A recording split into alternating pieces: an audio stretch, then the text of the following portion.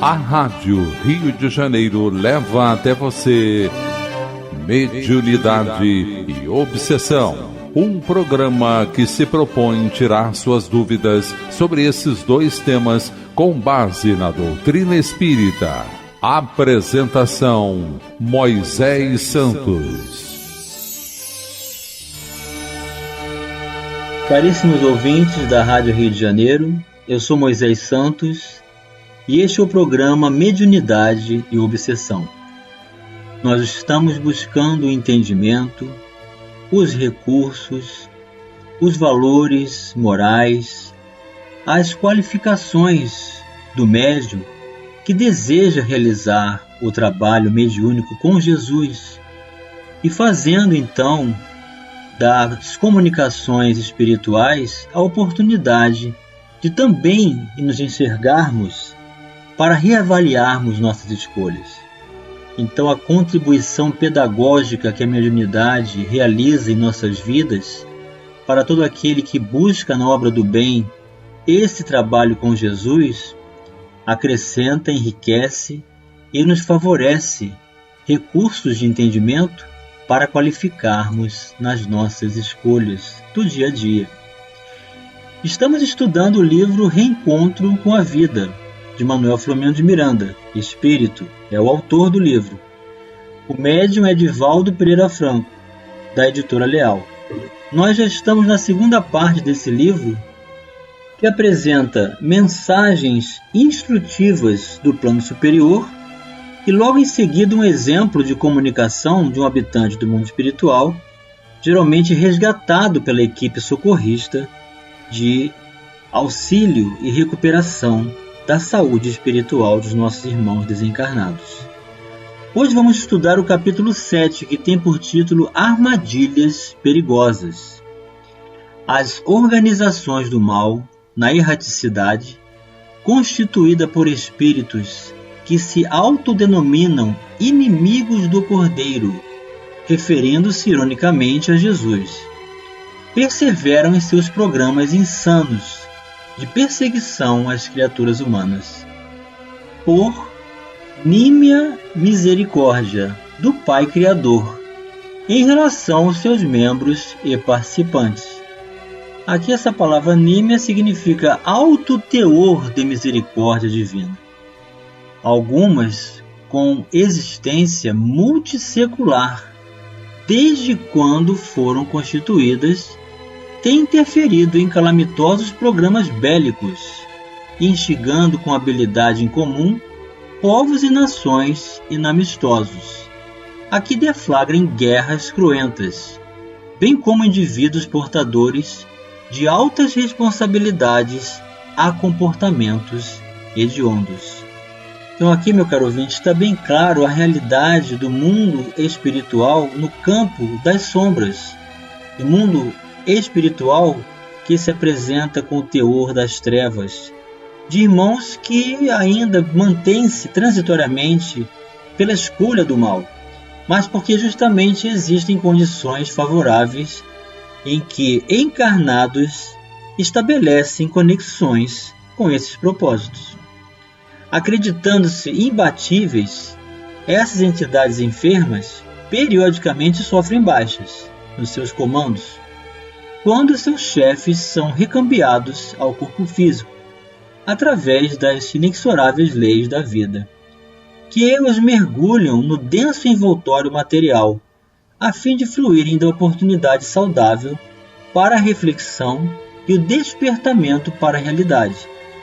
Invariavelmente, eles volvem ao proscênio terrestre em situações deploráveis, vivenciando expiações amargas e longas, encarcerados em invólucros orgânicos que lhes não permitem comunicação com o mundo exterior, de forma que dispõem de todo o tempo para autoanalisar-se, reprogramar-se, com vistas ao porvir libertador.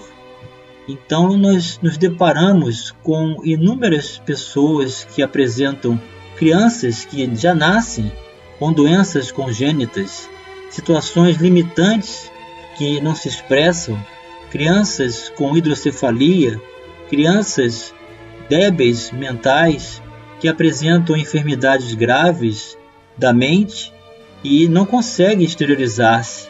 São esses espíritos que estão passando por longos processos de expiação para reconsiderar.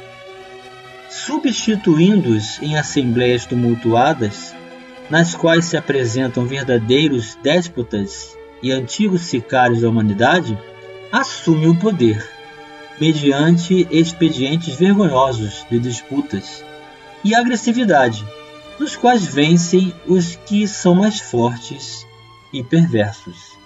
Mas, meu caro ouvinte, o que se trata realmente dessa organização?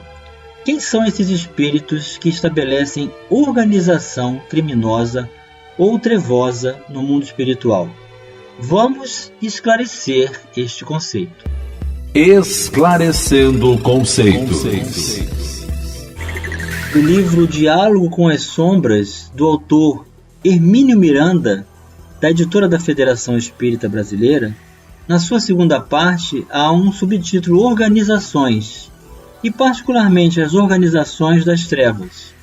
As organizações espirituais geradas e mantidas na sombra podem ter inúmeros defeitos, mas são implacavelmente disciplinadas.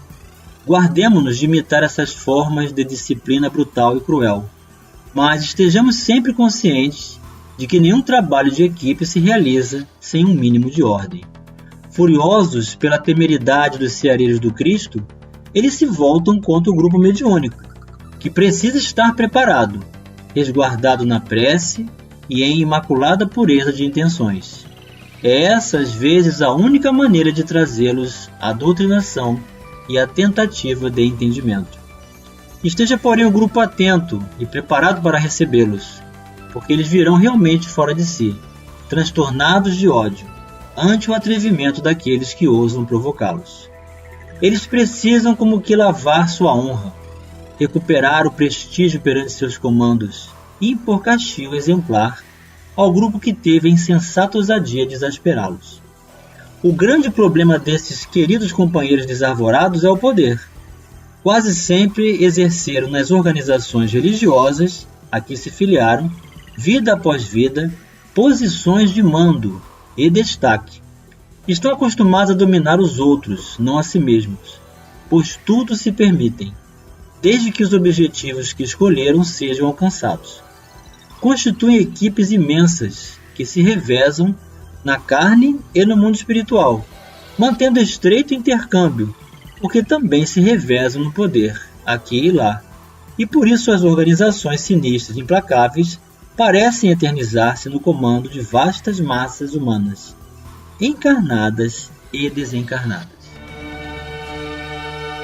Ato contínuo propõe programas de crueldade incomum contra os seres humanos, que invejam e detestam, especialmente os lídimos servidores das diferentes escolas de fé religiosas, humanistas, missionários da ciência e da arte, pacificadores e apóstolos do bem, que se afadigam pela felicidade das criaturas, consideradas inimigas que devem ser dizimadas, sem qualquer comiseração, a fim de não os atrapalhar na execução dos planos terríveis que elaboram.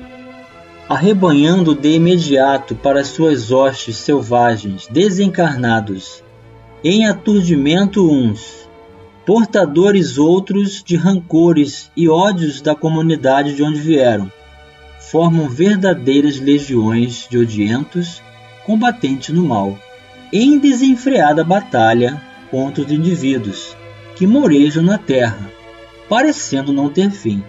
Então é por isso que a doutrina espírita, meu caro ouvinte, está sempre nos convidando a amar indistintamente.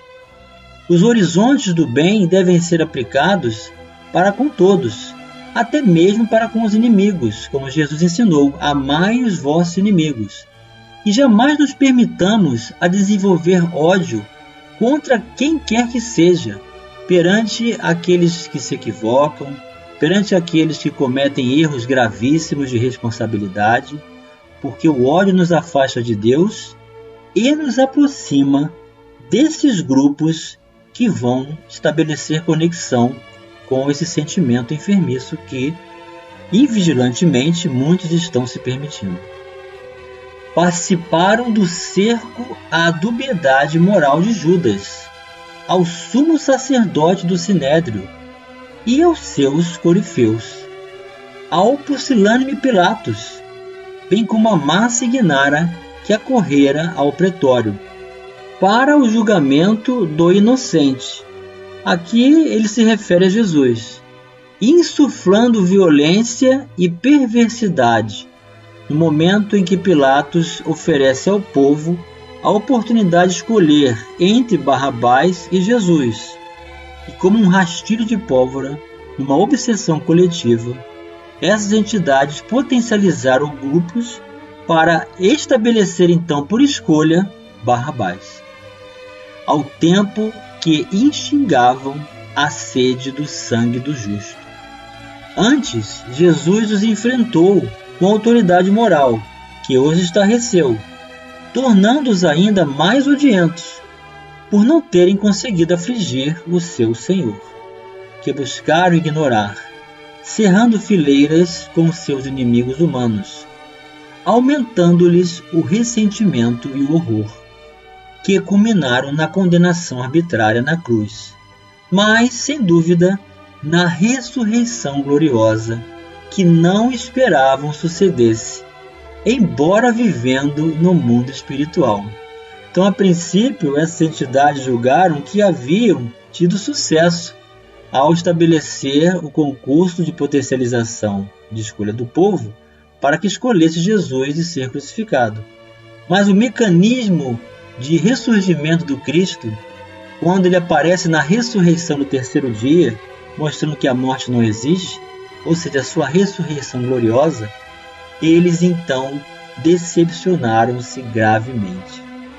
Desempenharam um papel importante em todos os processos vis da história, particularmente nas espúrias cruzadas, interessadas em poder e fortuna, muito distantes da libertação do túmulo vazio de Jesus, assim como no estabelecimento do Tribunal do Santo Ofício, gerado pela dantesca Inquisição, não deixando de interferir na execução de centenas de milhares de mártires do cristianismo primitivo, durante os lamentáveis impérios de Nero até o Diocleciano. Então, meu caro ouvinte, essa condição que se estabelece por conexão do mundo espiritual das sombras, insuflando o crime, a violência, a morte e a perseguição do bem, é de longas datas.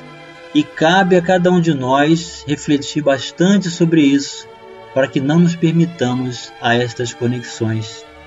Vamos continuar raciocinando sobre as organizações do mundo espiritual já no próximo bloco. Participe do programa Mediunidade e Obsessão, enviando sua sugestão ou pergunta para o e-mail meo@radioriodejaneiro.am.br ou pelo WhatsApp 984867633 aos cuidados de Moisés Santos.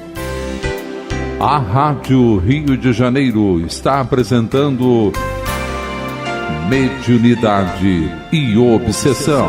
Apresentação: Moisés Santos. Caríssimos ouvintes da Rádio Rio de Janeiro, voltamos agora para o segundo bloco do nosso programa de hoje, em que estamos estudando o capítulo 7 da segunda parte do livro Reencontro com a Vida, do autor Manuel Filomeno de Miranda, médium Divaldo Pereira Franco, da editora Leal. Esse capítulo 7 intitula-se Armadilhas Perigosas. Estamos estudando o conteúdo e as características das organizações das trevas no mundo espiritual, em que o mentor está relatando das interferências, das potencializações, dos males que conhecemos, dos crimes que ocorreram em todos os tempos na Terra e até mesmo perante o próprio Cristo, que admoestou essas entidades e estabeleceu o concurso de luz e não deixou de se limitar a nos informar da sua presença, convidando-nos à vigilância, à oração e o trabalho do bem constante. Posteriormente, fizeram-se presentes nas perseguições desencadeadas contra os missionários do bem, da verdade, do pensamento, das conquistas da inteligência e da moral, que dignificam a evolução da humanidade recém-saída da barbárie em que ainda eles se encontram, conseguindo vitimar os seus vestilários de forma covarde e vergonhosa, mas que deixaram pegadas de luz para serem seguidas pelos que viriam depois, conforme vinha acontecendo. Então é assim, meu caro ouvinte, o bem sempre supera o mal, a luz sempre supera as trevas. No final, o amor sempre triunfa, mas temporariamente essas intempéries ocorrem em função das características do planeta e das condições ainda de obra inacabada que somos, dos interesses que estabelecemos com o mundo espiritual, das sensações, dos vícios, das ilusões.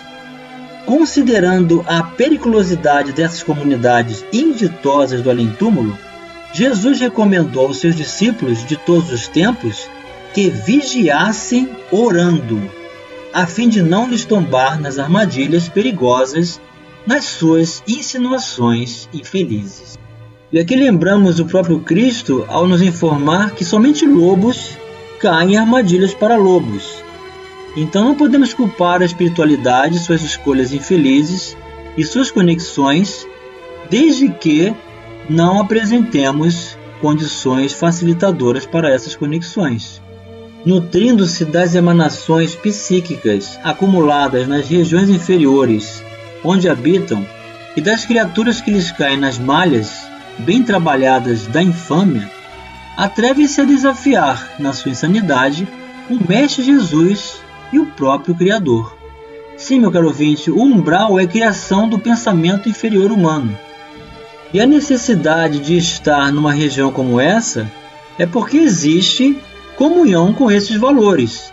Então ninguém é condenado para ir ao umbral, ninguém é condenado para viver nas trevas, senão por escolha própria. Não permanecerão, no entanto, eternamente nos seus propósitos inferiores, por mais se exijam na continuação do comércio de exploração. Momento chegará, e não muito tardio, em que o Senhor chamará todos do seu rebanho, ao qual eles também pertencem, dissolvendo as suas comunidades inditosas e ensejando-lhes o recomeço, a renovação, a busca da felicidade, conforme as necessidades de cada qual. Então é assim que o Espiritismo nos ensina que não existe a figura do demônio, não existe um ser eternizado no mal, que jamais se renovará. Não, são pessoas equivocadas, que buscaram o caminho do mal, que permaneceram no caminho do mal por muito tempo, mas que podem restabelecer novos rumos, porque o espírito é um ser conversível. Todos nós podemos mudar. Por enquanto, permanecerão no orbe terrestre, em face da inferioridade moral que ainda se demora na Terra, bem como a dos habitantes em indispensáveis processos de depuração, interagindo com os encarnados, obsidiando os desencarnados aflitos. Esse intercâmbio é-lhes frutuoso e de resultados positivos, em face da insensatez que predomina nas consciências infantis de muitos espíritos desatentos ao dever e à ordem. Presunçosos e hábeis acreditam na vitória que buscam a todo custo e por essa razão permanecem nas batalhas contínuas do desespero, do despudor, da crueldade em que se locupletam. O espírita cristão, mais do que o discípulo do Evangelho, de qualquer denominação, sabe da sua existência, tem conhecimento dos seus planos e armadilhas, das suas funestas manobras, dos seus métodos agressivos e mesquinhos, sendo convidado a manter maior vigilância e muita ponderação nos pensamentos, palavras e comportamentos. Há muito quem foi dado, muito será cobrado, ensina o Evangelho. enfermidades repentinas, transtornos de conduta em forma de surtos desoladores, inquietações emocionais, inseguranças afetivas e muitos outros motivos de desgaste físico, emocional e mental têm origem nessas organizações que encaminham seus sequazes contra aqueles que lhes inspiram antipatia, na expectativa de submetê-los. Furibundos agridem e destilam ódio, favorecem a cisânia, ou seja, a disputa, a discussão, estimulam a calúnia, desenvolvem a maledicência, a traição, em grupos e em indivíduos, utilizando-se dos doentes morais, que lhes permitem identificação mental, por serem pessimistas, ciumentos, complexados, a fim de destruírem núcleos de trabalho superior, indivíduos que se encontram sob a sua alça de mira, prestes a serem fulminados pelos disparos certeiros da sua crueza. Por outro lado, florescem e multiplicam-se as hostes do bem, em todas as épocas, que os conhece. Acompanham-nos, apiedam-se da sua insânia, buscando ajudá-los e inspirá-los, sem, no entanto, violarem o seu livre-arbítrio, a escolha que fizeram e na qual, por enquanto, comprazem-se. E chegou o momento, meu caro ouvinte, de você receber a mensagem ao seu coração. Mensagem ao coração.